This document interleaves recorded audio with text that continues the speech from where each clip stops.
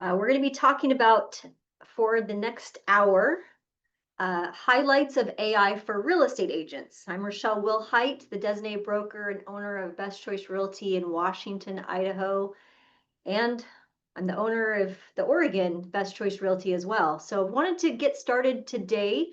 We're going to cover a little bit of the highlights from a few of the trainings. I know I'm not the expert at this topic, but I certainly know enough to be very dangerous and give you guys a few takeaways today that you can implement right away into your business. In fact, we're going to do a couple exercises as we go through the presentation. The first half that I've got set up with slides is giving you a little bit of the understanding of the why, the how, some framework. And then the last half of the session is giving you some instant kind of prompts and some things you can do right away to get a bit more, I would say more of the intermediate or advanced level of utilizing AI. So we're going to go ahead and jump right in. If you have questions, you're welcome to go ahead and put that in the chat. I have Shannon monitoring the chat window. So if you do have questions as I go through, certainly speak up.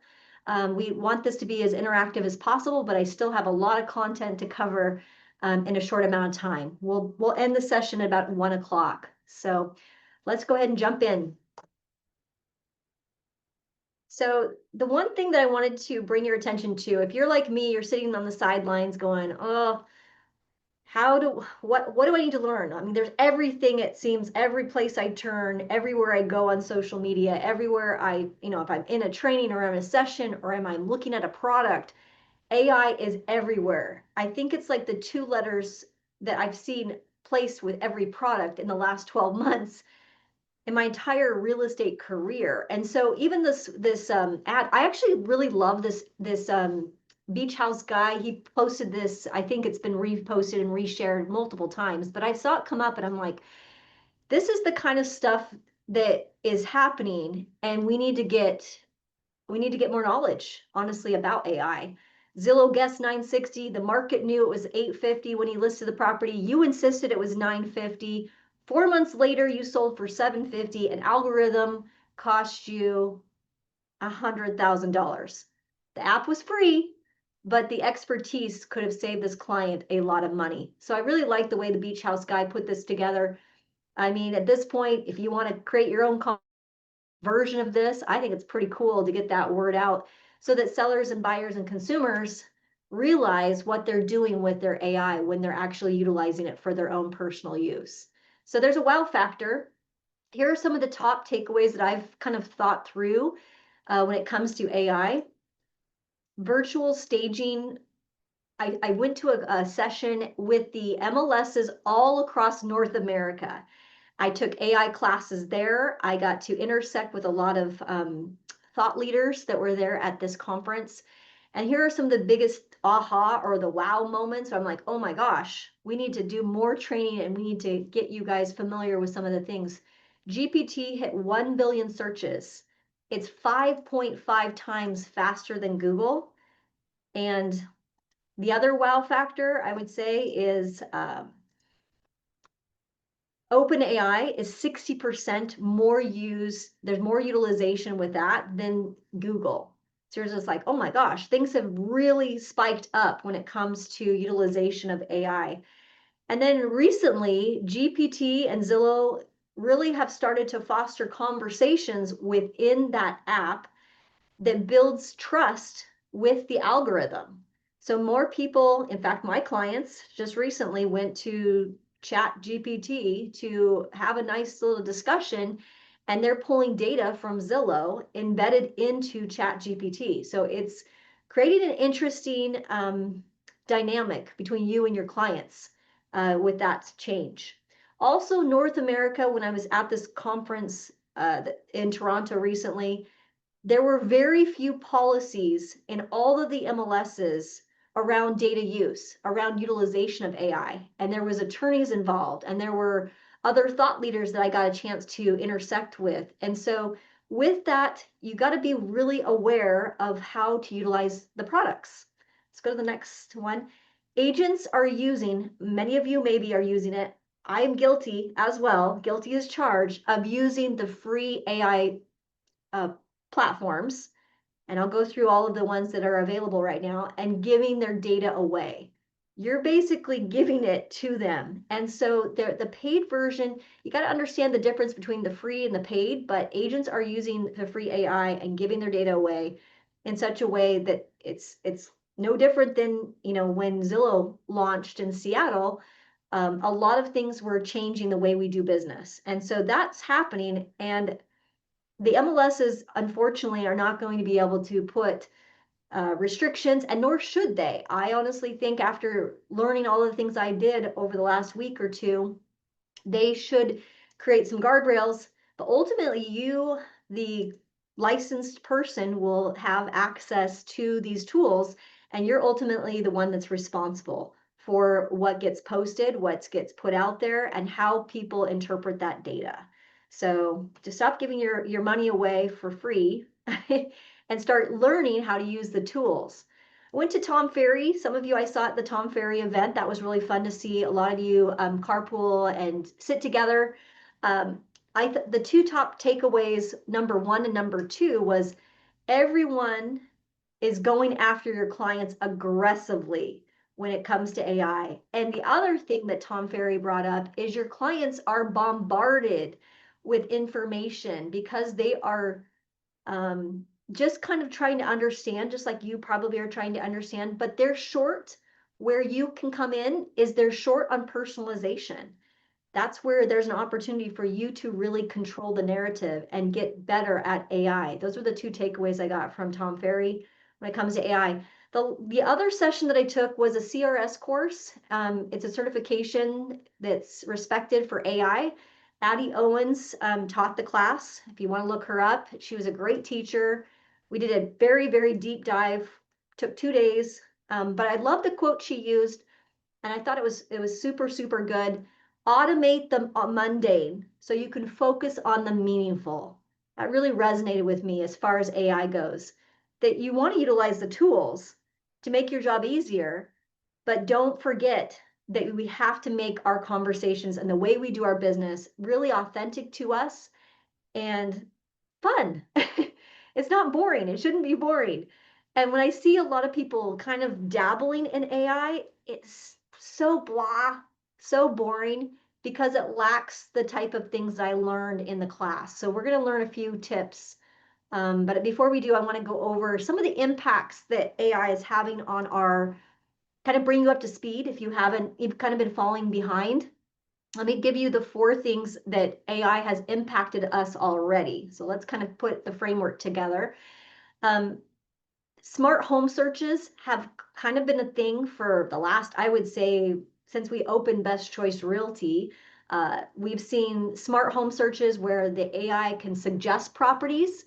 Um, that's already kind of been embedded, but now it's just exponentially been able to do a little bit more thought behind. I'm looking for a 3-bedroom, 2-bath home in Boise, Idaho, that type of thing. It's becoming a bit more smart on that. So AI is helping with that.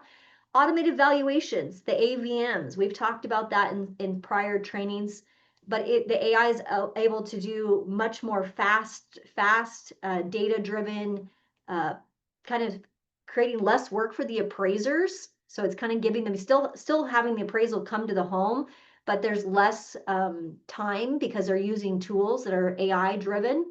You're gonna see that increase, but it's having an impact already on the efficiencies of how the evaluations are done, how pricing is done. I know some of you have reached out to me like, oh my gosh, this is saying this and this is saying that. What do you think? And there still is that human element that's needed, but it is helping us to come up with a closer or more accurate valuation. It's also helping us with streamlining transactions. We've been using a paperless system, and AI is getting better and better at helping us review files. Some of you have experienced where the MLS has fined you because you maybe had a person in the photo. There's AI checkers that almost all of the MLSs are using across the nation right now to streamline transactions, to streamline reviews, to make sure that the data, the compliance checks are done.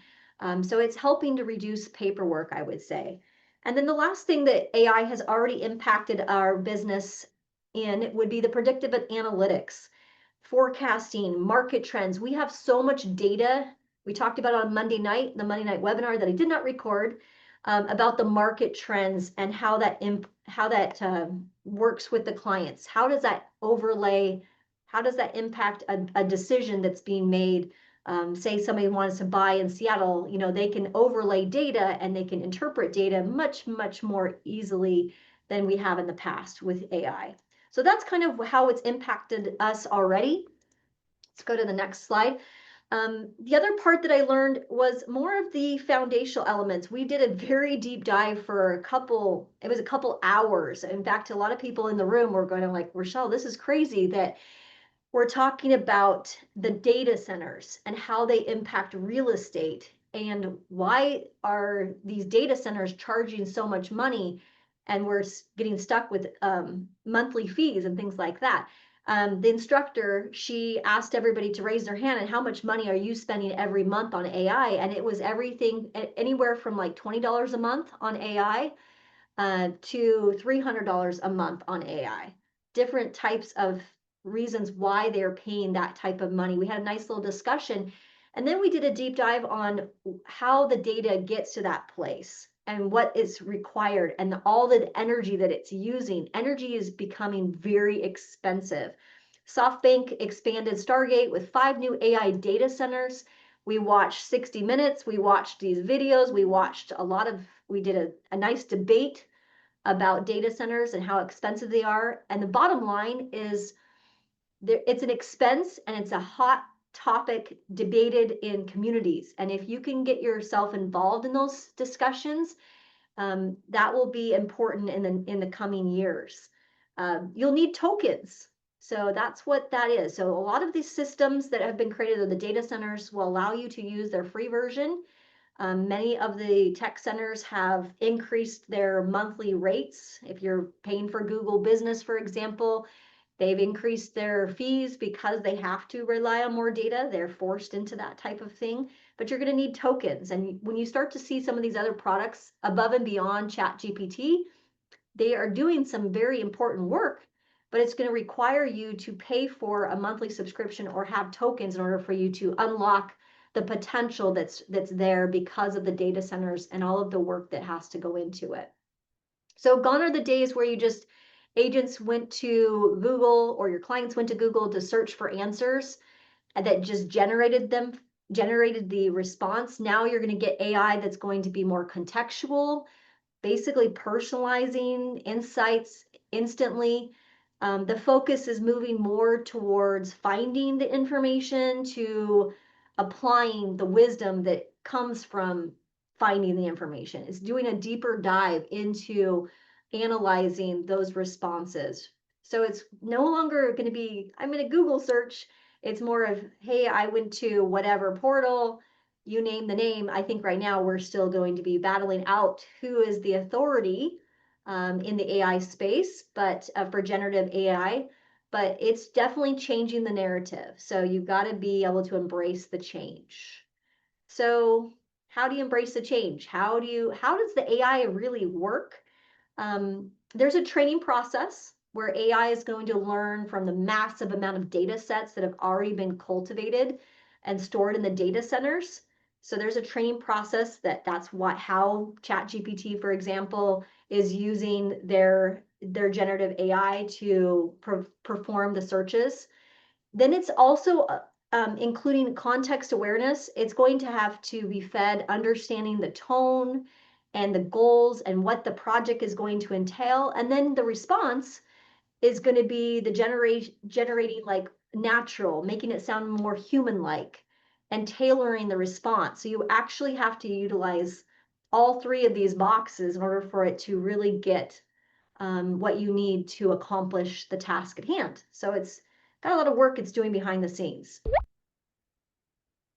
Okay, the next thing I wanted to share with you is a real application. So after attending all these training sessions, I thought, okay, I'm going to put this to work. So this is kind of how, if you understand how to prompt your AI, and there's many different AIs you can use, Copilot, or you could use, ChatGPT. There's even Tom Ferry had a different one he wanted you to use. I mean, there's all these different types of AI. So I just went with my paid version. I was already paying for ChatGPT. I already trained my ChatGPT. So it's already thinking and operating much like I would respond. And so I went to my mom's house that weekend. I spent the weekend with my mom. She just moved into a new home and she wanted me to hang photos on her wall, up the stairway. As many of you know, I have 7 siblings, and many of us, let's see, I think 7 now, 7 out of her 8 children have grandchildren. So she wanted to put all of her grandchildren, on the wall, like going up the stairway, right? So she was excited about doing that with her new home, and she collected the grandchildren picture that was really special to her. And so 7 of the 8 of her children have grandkids. Some of us have 1, some of us have 2, some of us have 3. One of my brothers has 5 kids. So she's got a lot of grandkids. So 8 kids, she's got, like, the stairway is going to be covered. But she had a problem, and it was an issue. And the picture on here is a picture of my brother, Brian. So Brian is currently overseas right now. He's in China and he's dating, but he does not have any children. So there's no grandchildren. So my mom was like, I guess what we could do is just put a picture of him on the wall going up the stairs.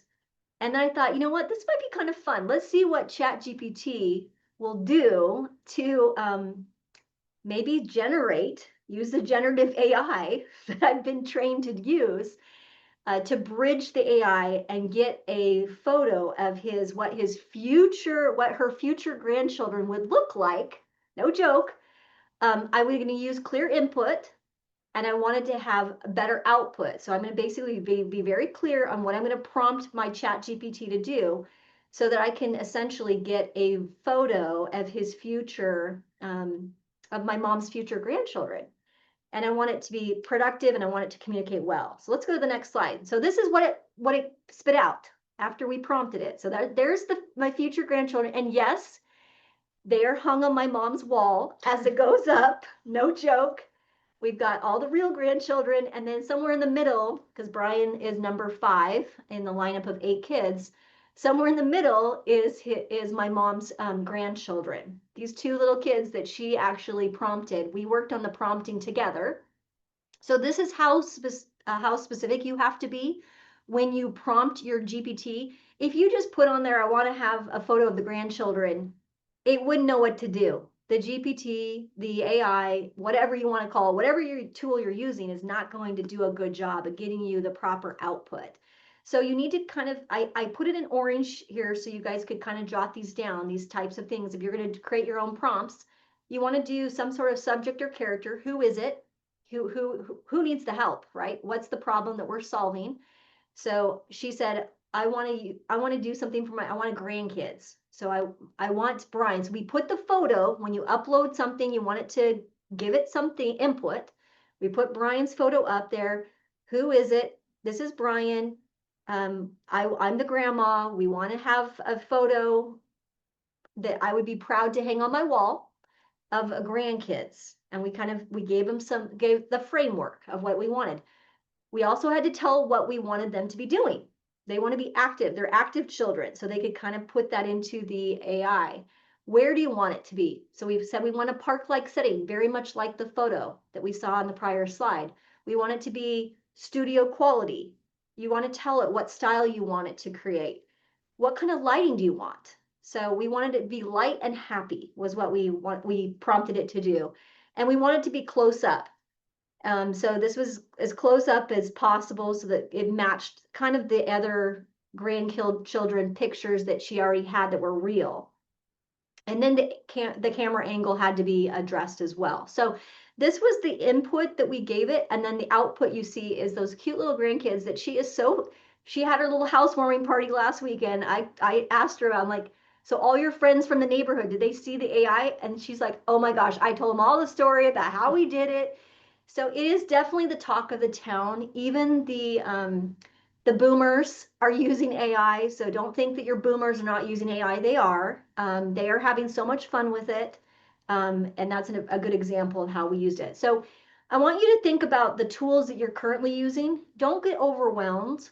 Um, you should be at this point at least familiar with one of these tools on the screen. There's ChatGPT, there's Claude, there's Copilot, there's Cursor, there's Gemini. You are responsible, though, when you use that tool for what is produced and what you're producing and how it comes out. So make sure that you are, not just setting it and putting it out there, that you give the proper attribution or that you document it. Say if I was going to virtually stage using one of these tools and put a photo on the MLS with a staged room, I have to give proper attribution to the AI that this was virtually staged using AI. You have to do those types of things with certain places that you are publishing or that you are responsible. And we were cautioned by attorneys that there are current lawsuits in play right now when utilizing tools and the actual human that's using the tool is using it improperly or taking information that's not properly sourced. So be careful on how you use the tools, but you should at this point probably be aware of one of those 5 or 6 tools. And then combine it with and train it so that it's your voice so that you actually it can be more human-like. Okay? This was brought up in one of my classes as well. If you have not checked this out, this is actually a company or a website that's online in the Seattle area with joy.ai. But what's this is unlicensed activity. So it actually is violating state law. No more is it speed to lead because there's going to be all these websites that are going to pop up that will have AI. Really, it's more of speed to need, where you want to basically create the authority. You be the human being, be that person that can respond to some of these challenges where your clients say, Rachelle, I went to this website where I could buy a home and get paid $15,000. You need to be the authority of the data and essentially use some of your AI tools to combat some of these that are not licensed websites that may not have the right authority to be able to have, or the credentials or the experience to be able to provide that data to that particular client you're working with. So you need to be aware of some of these things. That was brought up and discussed in our class. Consumer confidence. So when you're utilizing AI, it's more important than ever to be where the consumers are trying to decide whether they trust or they don't trust. So when you want to be the authority of the data, you want to control the narrative, you've got to be more on digital. You've got to show up in more on the search results. And how do you do that? You have to be relevant and you have to cite sources within your video. So some of you are doing a really good job. I've actually found 5 or 6 of you just in the last week who have posted a video on social media. You're not going to get as much credibility unless you're able to feed the AI or feed your video with data that's relevant, such as a consumer guide. National Association of Realtors puts together a consumer guide for buying a home and what they need to be considered. If you're wanting to rank higher in the AI, in the way that the algorithms work within the AI, you've got to include more sources or at least one when you're doing your video so that it captures that data and ranks you higher than, say, somebody who maybe just puts a video and doesn't cite any sources. You will rank higher when you do that. We actually practice some of that in the class of how you become relevant within video and feeding the AI through using higher ranked source material. Videos definitely help. Already videos are getting ranked higher on Zillow and on Redfin and throughout the AI algorithms that are out there. So then we started digging into the video. And of course, there's all these AI tools. So I had to really push myself because I was like many of you are, I may be just using ChatGPT or I'm just using one thing. And so we were stretching our knowledge base to learn about some of the other AI tools. So I just went ahead and registered, and you can do this with another tool. Hey Jen was a good video, and I'm like, I really need to stretch myself on video. So I went ahead and you can, again, you get intro tokens, right? So you don't have to pay for this. Most of the other AI tools that are out there, they'll let you kind of dabble in it so they can try to hook you. So you can give it a try. So I did. I went to HeyGen, and will I go and probably spend money with HeyGen? I probably will. I need to learn more about it. But I created a video in class, which took me less than a minute with HeyGen, and I'll show it to you. I only prompted, I didn't give it enough prompting. So with very limited prompting, I said, create me a video to introduce, that I'm a real estate agent in Idaho, a professional, like an assistant that can do a video, and it has to be under 30 seconds. And I want you to create a video for Idaho. And I didn't prompt it as well as I should have. I learned a lot more after the class and throughout the class. But I'm going to show you what HeyGen created for you. And this is how cool it is. I want to be your Idaho agent. Idaho offers an incredible lifestyle. Mountains, rivers, a perfect spot for everyone. Let me help you find your dream home. Contact me. So that's a free version of HeyGen with a very, very limited prompt. It didn't take very long. It literally took me, if I was going to do it over again, I'm going to prompt it a lot better. You can actually create your own avatar. I did that. It was very scary to see myself on video, upload it to HeyGen, and have me talk like a training like I'm doing today. It's not quite good because I have to prompt it. I have to create my avatar, and I have to feed the AI a little bit more information so that it can talk and be more human. But the video and the capabilities is out there, you guys. It's pretty crazy how easy that was to submit that and create that. So some of the other AI tools you might want to look into that all of the black ones I played with. HeyGen was fun because I'm a little shy on video, so I'm like, maybe I could have somebody do it for me, right? And get the message out. HeyGen can definitely do that for you. But again, there's paid. The more tokens, the better the product becomes. But that was just the free one that you saw on the screen before. Nano Banana, Captions, Buffer, Social Bay. It's funny, the class, they reference Social Bay and Lofty. Many of you are using Lofty and Social Bay and Cubicasa. So that was also referenced on the AI tools and how those tools are used. And we played around with those products, which was awesome because we already adopt all three of those products. Gamma was a nice product that I used a little bit on this presentation today. So Gamma is another really good presentation. Gamma takes all of this off your plate, kind of puts everything together, and it's $20 a month. Shiloh, I don't have Shiloh on here. I forgot to put it on there, but Shiloh is a built-in AI. If you're struggling on like, why is my conversion, when I get people on the phone, why am I not able to convert the leads into appointments? Shiloh is a built-in AI that listens to your calls so that it can give you suggestions on how to make it better.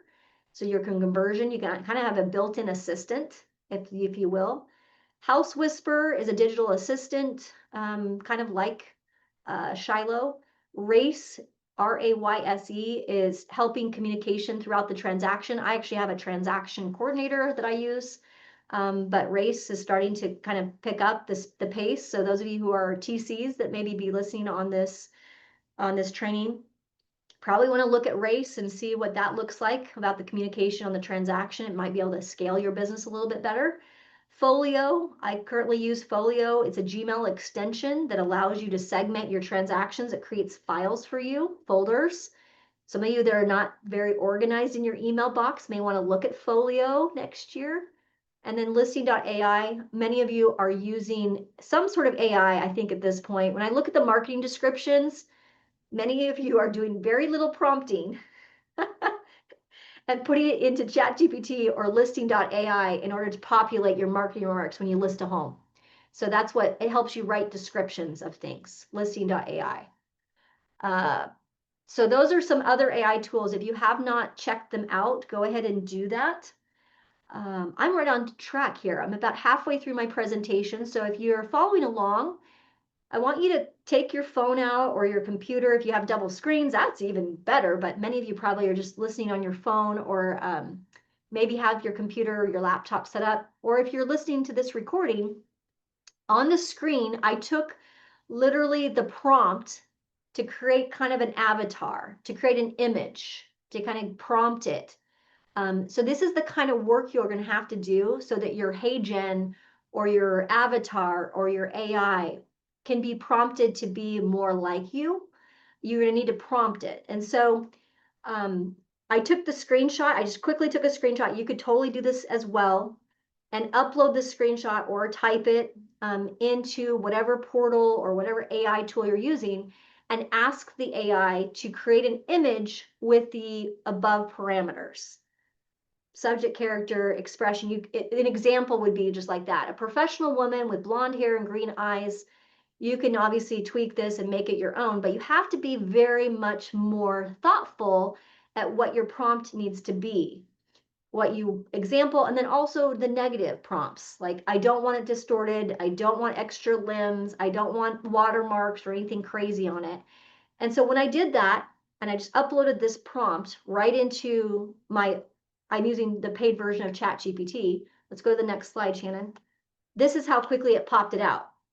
So it's pretty wild because the chat knew me at least enough. My ChatGPT knew me that kind of what I was wearing. I literally was wearing that jacket. So it kind of took what I prompted already in the past, and then based on this prompt of the class training me how to be a better, what I'm looking for as my professional woman, what I wanted my avatar to look like, it created that little image for me. So this is kind of in preparation to make my HeyGen be a bit more authentic to me, or to have an avatar. You have to prompt it. Let's go to the next slide. So the other part I learned when you're talking about incorporating AI into your business, there's a fear, I think many of us have this fear, is that it will replace us. And I have to say, after going through all of the classes and all the training on how to utilize AI in real estate, it doesn't replace us. It really just amplifies and it makes us more of an authority if we use it correctly.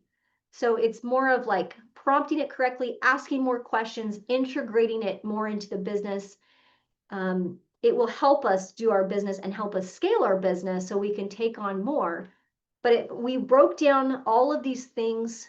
So we're already probably, you maybe are using AI, but it should help us capture more leads in the future by offering more questions, helping us with our social profiles and capturing more business. So improving I have to say, I've been lacking at like updating my social profiles. By doing it, I've already noticed there's more attention to my reels and my social media accounts. So it can help you, and it didn't take a long time to update that stuff. I just went into my paid version of ChatGPT and prompted it a little bit better and able to come up with a Instagram profile, for example. I needed to update that. I hadn't done that in a long time. It will help you in generating, getting people to actually move forward in the process by providing more market research and more knowledge and giving that information much more timely than I have done in the past. Nurturing. I have a personal assistant that's doing birthday cards, and AI is certainly becoming a lot faster at grabbing that data from the various sources that I've used, helping us follow up with people a lot better. If you utilize AI, such as Lofty has an AI built in, you've got to train it. You've got to make sure that the workflows are set up correctly, but it definitely helps to nurture, and it does help to convert, meaning the scripts, the text messages that you're sending, the CMAs, it can help to convert by making it much more professional. You might have had something that was pretty basic, and you can clean it up and make it more professional by using whatever AI source that you're using. Shepherding it, maybe a quick review of the contracts. I've used that where, it's a brand new client and they have not ever done a real estate transaction before. We can summarize the finance contingency in Washington, which can be very confusing for agents and for clients. So it can help to understand a lot of that stuff. The power of ChatGPT is huge. It can be more timely, it can elevate your marketing, and you can be personal. You can definitely personalize it a lot more than you have in the past. So these are the 4 things that people get stuck on. I think most people are really just, they started with ChatGPT, just asking it empathetic questions and drafting, make this sound better. I know that people are doing this because consumers are using it. I'm having to fight with the AI a little bit because I'm like, they totally put this into ChatGPT. Managing brokers, it can draft it in seconds. And so I'll give you an example of that. When I was looking to hire an EA, an executive assistant, many of you know I have an executive assistant now, Victoria, an actual human being, not an AI. In the process of interviewing for these people, I had over 100 applicants, and I posted the job. I use AI to create the job description. Yes, I did use AI a little bit to help me draft a polished job description. But then when I started to get the job and actually meet the actual human beings that were going to accept the job, I knew that a lot of people were using just the free version of ChatGPT because they sent me a thank you letter. And I was like, 5 of the 10 candidates, for example, that I was interviewing, I easily was able to weed them out because they were not using the paid version and they were not authentic. I was able to screen through that just because of how they use ChatGPT. So it's that important to be authentic and to be the authority of the data. You can definitely use it to create SEO rich property descriptions. That's going to be very important as we go into next year, as our Northwest MLS is going to be utilizing AI and how they search. They already are using the voice activation. It's going to get more and more where it's going to be important that you annotate. I just found out yesterday at the meeting that Northwest MLS finally is going to increase the word count to 7,000.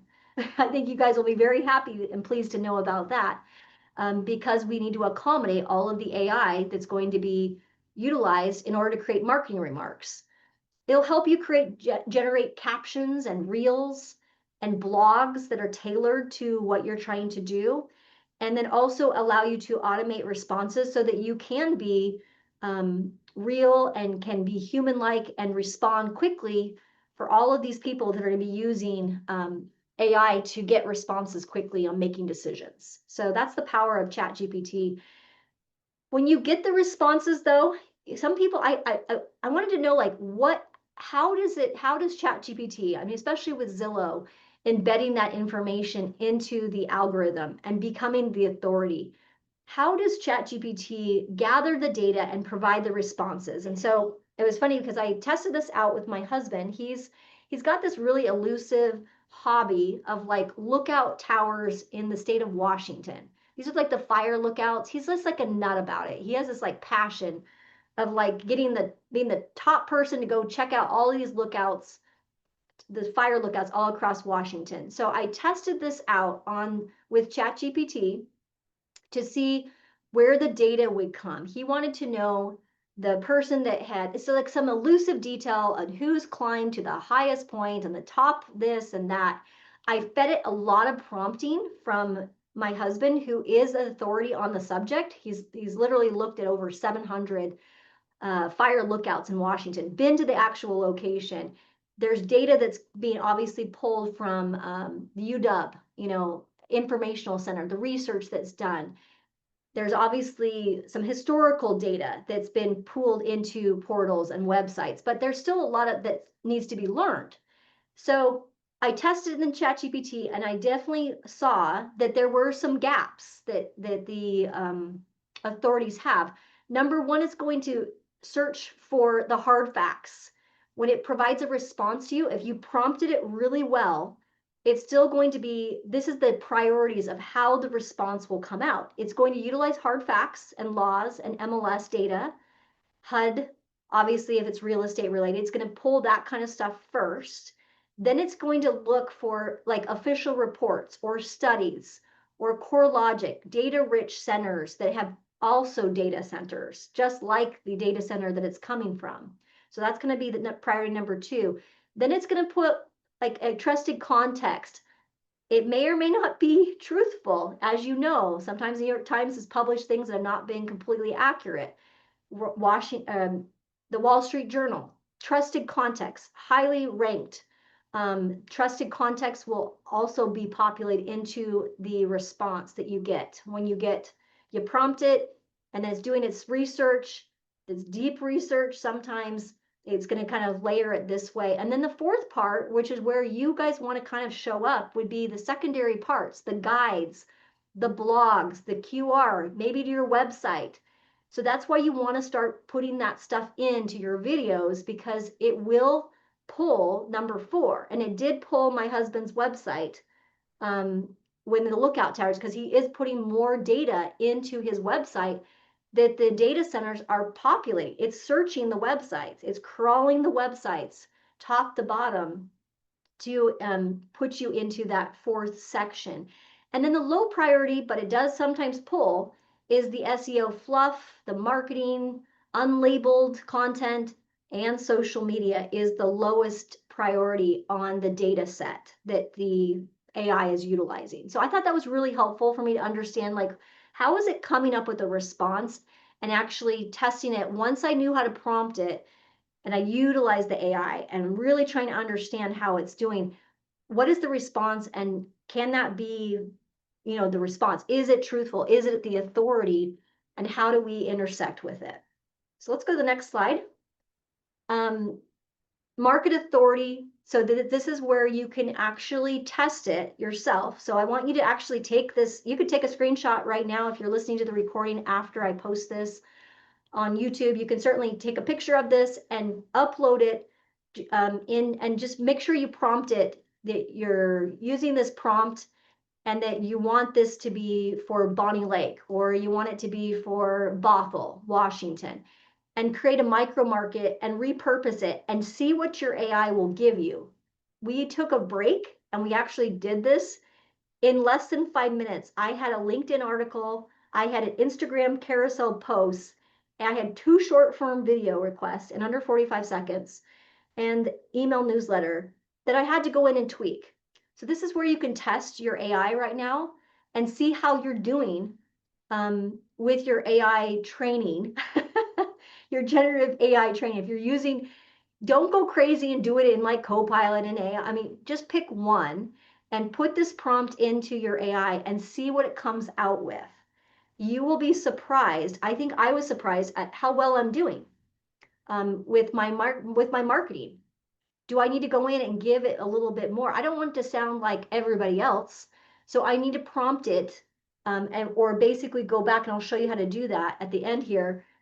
Where a lot of people are missing, they're doing this prompting, they're doing a lot better job, but then they're not going back in and retraining the AI to get better at providing the results that are coming from this. So take a minute, take a picture, pop it in there. If you want to send me a little message or a little chat, I'd love to see what you come up with or how accurate your AI was to you. If you want to put that in the chat, that would be fun to see. If you want to, if you're like, oh, I've already done this, Rachelle, I'm more intermediate advanced. Well, don't you worry. I've got 2 more prompts.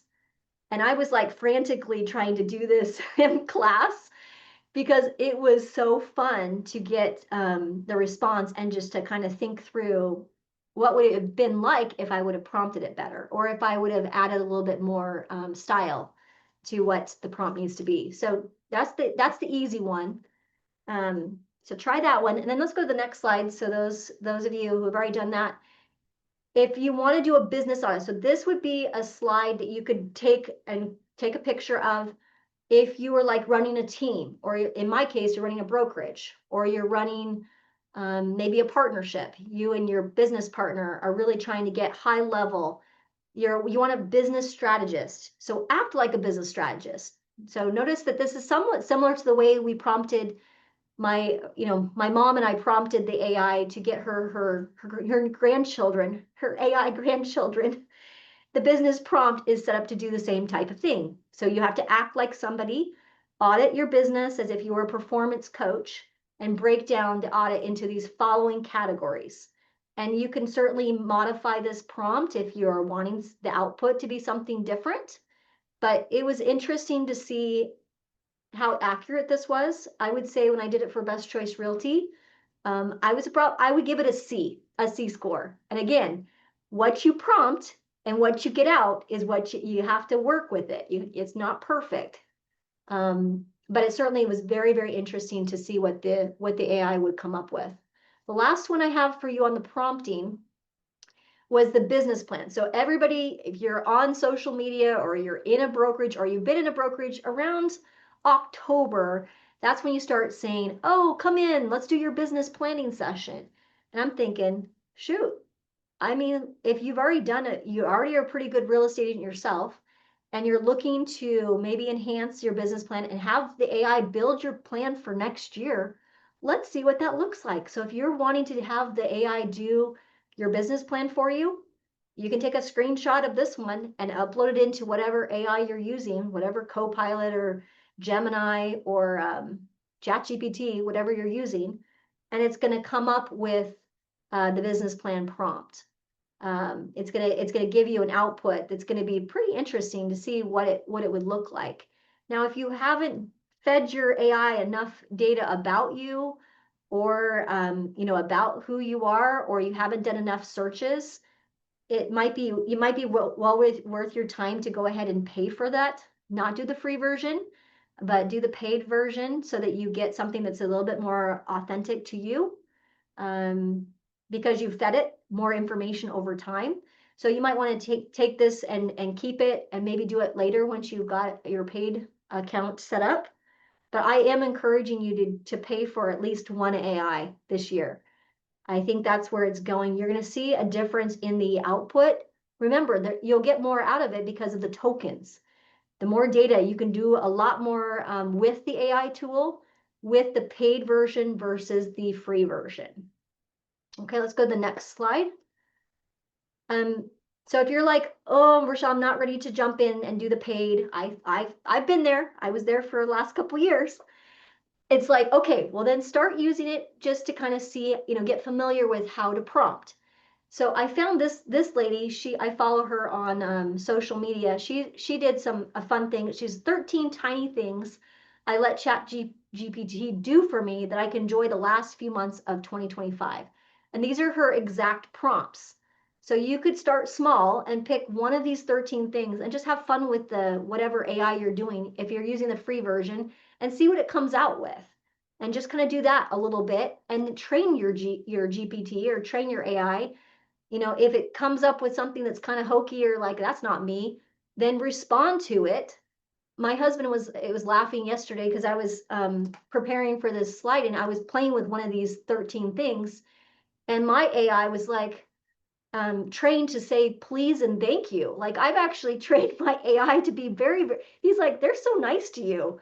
Because I've been nice to the AI. So when it's creating responses, it's like, Rachelle, you gave me something, but if you could please give me this, that, and the other, I will, make it a more refined search and make it more like you with your tone and your voice. So have fun with some of these prompts. I thought this one was good. Create a gift idea list so I'm not panic buying socks on Christmas Eve. I'm a horrible gift giver. I rely on a lot of people around me to help me with cards and gifts. That's just not in my wheelhouse. So I did number 6, just right off the bat, create a gift idea list so I'm not panic buying socks on Christmas Eve. And it gave me some ideas. Certainly I didn't like all of them. So I'm like responding to my ChatGPT. So you can have a conversation and start small is what I would suggest if you have not jumped in yet. Let's go to the last one. So then it's like, okay, I'm using AI. I'm going to test it. What am I missing? Like, what is like something, how do we make it better? You've got to test and refine it. You can't just expect to set it and forget it. And I think a lot of people are missing that. They're like getting the response and then they don't do anything with it. That's most of the time, that's what I'm hearing from people. Most of the people in my classes were saying the same thing. Like, we got the response or we got the business plan, but how many people will actually take action and apply the business plan in their life, I mean, some people said, I used actually ChatGPT to do like a health plan, like what I should eat. How many people, and she had everybody raise their hand, are actually following that? And they're like, not very many people. So I think the part that's missing from a lot of the AI is the testing and refining it so that it becomes more it's providing you the output that you're desiring, so it's more like you and not so generic and so boring. Some of you are too boring because you have not done enough testing and refining of your AI. And so the output, just like my example where I had all of these EAs and 5 of the 10 sent me the same thank you note in an email to thank me for the job interview, automatically goes in the trash bin. You got to test and refine it and make it more authentic to you, and then apply it, do it. And then here's the part where I have not done a good job that I'm like really working on is retraining the AI. So once I get the response, I get what I'm kind of looking for, the human element, I go in there, I put my prompt in, I get the output, I test it and I refine it. Actually putting it into, like, I actually send the email. What I fail to do is to go back in there and just retrain my AI and say, this is what I actually did with that email I sent this client. So that my AI, for the next time I have a situation like that, the AI knows a little bit more human-like how I made it more like me, rather than being so generic. ChatGPT is infamous for this. They always give you like 3 or 4 different words. It's like pick one, right? Instead of picking like all 3, I can almost at a glance, if anybody's talking or giving a speech, I can already tell, because I've been trained to look for this, that they've used AI and they have not tested, refined, applied, and then retrained their AI. So that's what's missing for those of you who are utilizing AI. You got to push yourself and actually do more with the tool than just going with it and setting it and forgetting it. So I'm going to take my advice. So I'm actually applying. I've got my paid version. I was at my mother-in-law, so she's like a nut. So I already helped my mom, right, with her pictures. I'm already in that frame of mind. I'm looking at it. I'm like, notice that she'd take a frame of an old photo of herself. And she's really into it. So the left side, she has this framed and it's like large. And it's like, and I go, oh my gosh, you put something of, an old photo. That's so cool. She goes, I know, it's kind of grainy. It's not very good. I'm like, let me just take a picture of it and let's just see what my paid chat GPT will do. Less than a minute, no joke. And again, the free version would not be able to do this. So the paid chat GPT was able to do this. I took a picture, literally a picture of a picture, and in less than a minute, on the right hand side is what turned up. Look at the color. She was blown away. She was like, oh my gosh. We would go to like Costco to pick up film, and then we had to retouch, and then we had to go. She's like, this is crazy. So she was definitely sold on how incredible the products are out there to be able to make this photo much more real of what it looked like when the photo was actually taken. The other thing you need to start thinking about is how you can be the authority. So this QR code, you can go on to whatever paid version. If you're going into ChatGPT, you do have to upload a photo. So, on the part where it says, actually, Shane, I'm gonna have you do it. You go to my ChatGPT. Blogging is on the rise, but I could create that blog very, very quickly. I'm almost done. I'm about 5 minutes away. I'm doing okay for timing. I didn't time myself. And I certainly didn't use ChatGPT to figure out if my timing was right. I certainly could do that. I could have prompted it and said, hey, look at all the slides and give me an idea of how long this presentation is going to take. I didn't do that, but I'm actually on track here. So this is my ChatGPT. I think it's, what can it help me do? So when you're doing it, click the plus sign. And you have to add photos. So you have to click add photos. Let's see, it's add website. Abby, Jody. Sure, just put one of those in there. That's fine. Asking that, actually, they might have switched it. But you have to do a chat GPT.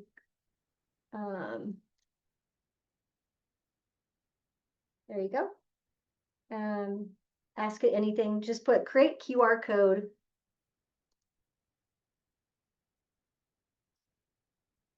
For my website, RachelleWillhite.com.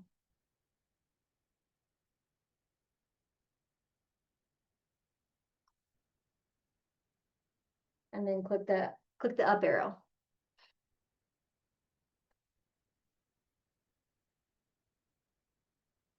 Am I on the paid version or am I not? There you go. There's your PNG. So very quick. So I can click on that and then it's basically right here, the QR code that it pulled up goes right to my website.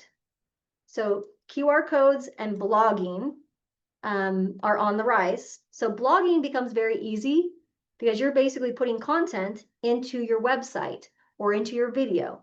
You want to start thinking about that for next year. For those of you who want to go advanced and really take ownership of this and be the authority. So my last takeaways from my training is really boiled down into 2 slides. This slide, which is, I think we have an opportunity to be the authority and to be authentic. I think that there's an opportunity for us if we're willing to get uncomfortable. I'm definitely uncomfortable. I'm like, oh my gosh, I'm loading my video of myself and I look crazy on this video, but you're going to learn something new. And you're going to also learn through this process of learning how to use your AI or learn how to use your tool, a way to ask better questions and to prompt it. So that's my hope for you is that that you'll be more authentic and be the authority.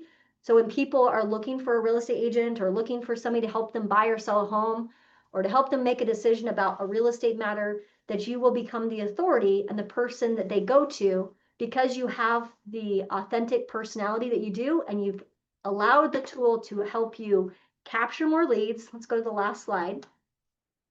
Capture more leads, communicate with confidence so that you have the confidence to know that it's good. You've trained your AI to work for you. It's going to automate the busy work. So the mundane busy work that sometimes kind of bogged you down, you'll be able to get through that a lot faster so that you can scale your business more intentionally. And just realize that it's not going to replace you. It's just going to allow you to free your time so that you can do more and deliver some of the results better. Just like that I did for my mother-in-law in less than a minute. I'm able to make her life better and get her what she needs and make that product or that presentation better and more polished. It's going to allow us to do more with a lot less. So that's my presentation. And I have 1 minute to spare. Any questions? It looks like some of you had some questions. Okay, Jamie, that's fun. No extra limbs. Yep, it does remember. Victoria? I just wanted to chime in. I took an AI class way back in the beginning when it first started coming out, and it was about training your AI and taking those small steps to train it. And the gal told us, open your fridge and have it make you a recipe with the food that's in your fridge. Oh, that's a cool exercise. I'm gonna do And that then tonight. make your grocery list because you're training your AI to the kind of person that you are based on the food that is in your fridge and the food that you eat. And so you did that a couple years ago? Oh, Really? I started there and now I just say make me a monthly food plan and it makes me a grocery list and I don't even have to do anything. Oh, that's amazing. Yeah. Saves you time and it Yeah, does and work. that's where the time efficiency part comes from, right? Yep. It's the mundane. Yep, absolutely. And you can upload MLS forms to your AI to train it. Cool. That's a good idea too. Other Rachelle, ideas? Thank you for sharing, Kayla. Yes.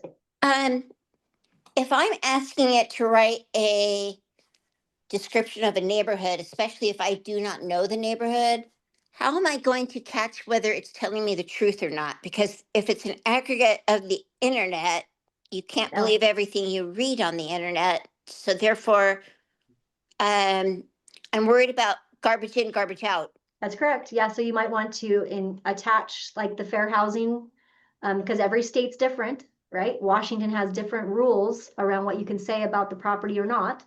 So I have a realtor, on my ChatGPT, I have a realtor section that I've already trained my ChatGPT to know about the fair housing. So it's not going to be using words like that. And also it's going to, I can upload stuff about the community, so your title company would be your source.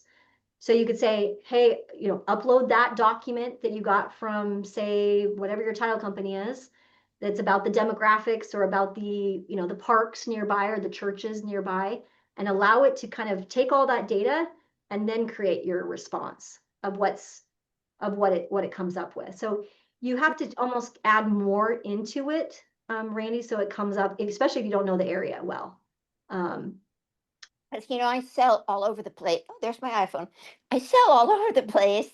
And there are a lot of times where I have no idea where that neighborhood is because it's in Pierce County and I don't live in Pierce County. Right. So I worry about not catching something that might be untrue. Okay.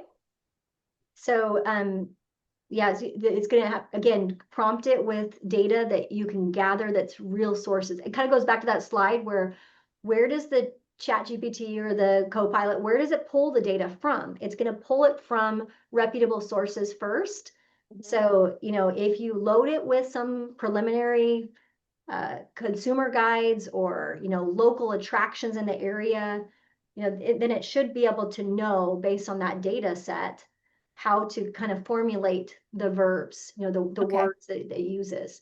So you probably want to just check it. But I always give it a one, look over, make sure it's all going to fit.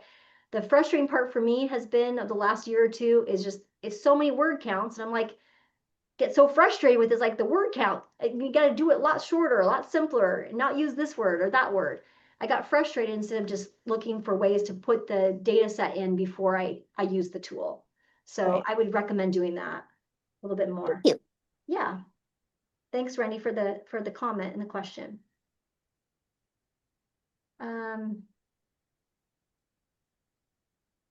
Okay, Victoria, you answered Randy. Debbie, thank you. I'm glad it was helpful for you to kind of get a quick overview of the highlights. Anything else you guys have? Any other questions or suggestions so that we all can become and learn something new? Anybody else want to share? Need a longer workshop, Kelly. I know. I know, I'm sure we'll come up with some other workshops next year. And we also are doing some masterminds.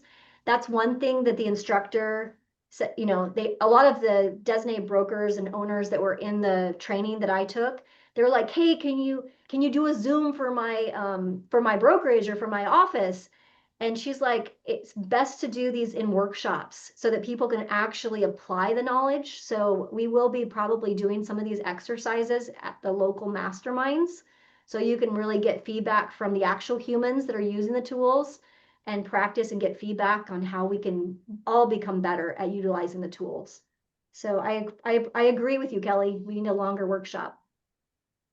More to come. Any other suggestions, comments, or questions? Excuse me. I put in chat, hey chat, I want you to know about me. And I have the paid version. Okay. So it started telling me, okay, you do real estate in this area, you're into children's content, you're focusing on your health, all these things I go to ChatGPT about, right? And then it says, well, what else do you want me to know about you? I want to hear it from you. So then you can kind of go in and tailor it, Cool. in that way. I think that's pretty cool. Yeah, you got to just go back in and feed it some more so it can get to be more human-like. I love that you're taking the approach of just, I think I was resistant to and actually hearing people across the entire continent of North America going, the cat's already out of the bag. There's not a way to put it back in. Yeah, for Everyone's sure. doing it. So it's kind of like, it's no different than Google showing up on the scenes with their SEO and becoming the authority. Unfortunately, AI is already out there, and we can create some guardrails and we can be better at utilizing the tool, but it's not like we can stuff it back in the box. It's already out. Okay, awesome. Well, you guys have a great week, and we'll see you on Monday. Have a good one.